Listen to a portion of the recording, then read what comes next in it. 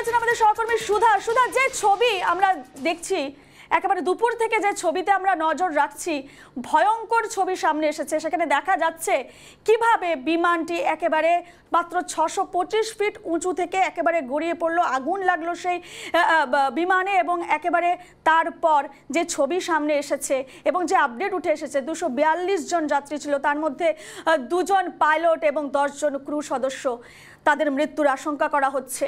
কি আপডেট উঠে আসছে?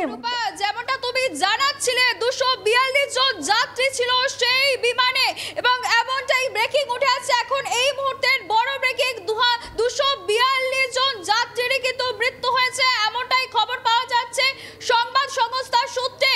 তবে সেখানে এমন যে দুর্ঘটনা ঘটলো, তাহলে কি কোনো গাফিলতি ছিল, এটাই কিন্তু এখন প্রশ্ন উঠছে। কারণ পাইলট এটিসির সঙ্গে যোগাযোগ করে এবং তিনি যে তার কোনো সমস্যা হচ্ছে সেটা কিন্তু তিনি জানিয়েছিলেন, এটিসির সঙ্গে যোগাযোগ করতে চেয়েছিলেন পাইলট, এমনটাও কিন্তু খবর উঠে আসছে। তাহলে কি কোনো দুর্ঘটনা বা কোনো সমস্যা হচ্ছে সেই কথাই পাইলট জানাতে চেয়েছিলেন, তারপরেও কোনো সমাধান করা যায়নি বা সাহায্য করা যায়নি পাইলটকে, এটাও কিন্তু প্রশ্ন থেকে যাচ্ছে।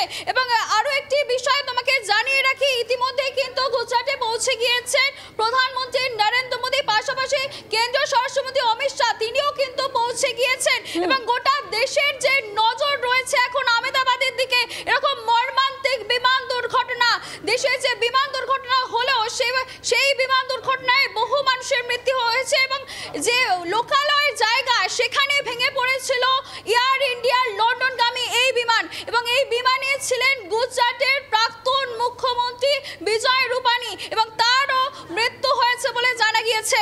এবং আরও একটি বিষয় জানিয়ে রাখি যে ডাক্তারদের হোস্টেল ছিল, ডাক্তারি পড়ুয়াদের সেই হোস্টেলে বিমানটি ভেঙে পড়ে, এবং তার জেরে তারা তখন লাঞ্চ টাইম ছিল, দুপুরবেলা এই ঘটনা ঘটে, তারা তখন লাঞ্চ করছিলেন, তারা জানতোই না যে এরকম ঘটনা ঘটতে পারে।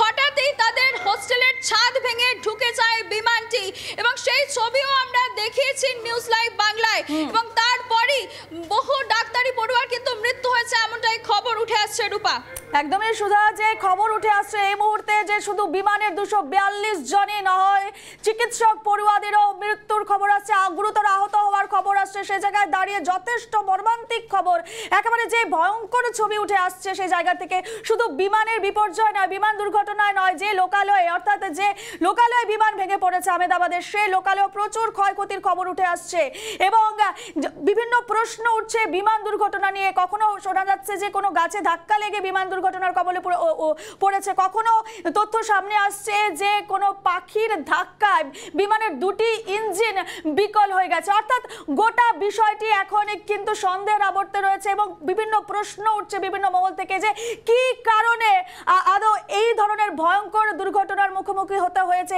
AI-171 বিমানকে।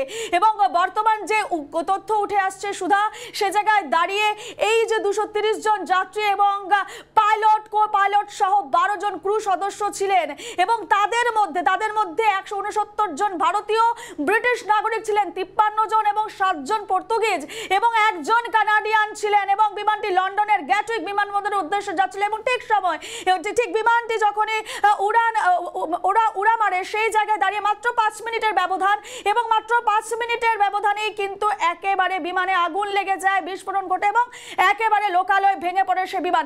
বর্তমান যে ছবি উঠে আসছে, শুধু তোমার কাছ থেকে জানতে চাইবো, তুমি যেমনটাই জানিয়েছো যে ইতিমধ্যেই কিন্তু কেন্দ্রীয় স্বরাষ্ট্রমন্ত্রী এবং প্রধানমন্ত্রী আহমেদাবাদে উপস্থিত হয়ে গেছেন, ঠিক এছাড়া আরো কি কি আপডেট উঠে আসছে, এবং আহতদের কি তথ্য উঠে আসছে, কতজন আহত হয়েছেন সেই বিষয়ে কি তথ্য উঠে আসছে?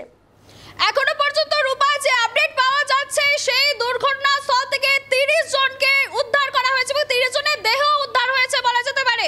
অর্থাৎ কতজন আহত বা কতজন এই ঘটনায় মৃত্যু হয়েছে এখনো পর্যন্ত কিন্তু সেই সংখ্যা স্পষ্ট নয়। তবে ওই যে যাত্রীবাহী বিমান, সেই যাত্রীবাহী বিমানের 242 জনেরই মৃত্যু হয়েছে।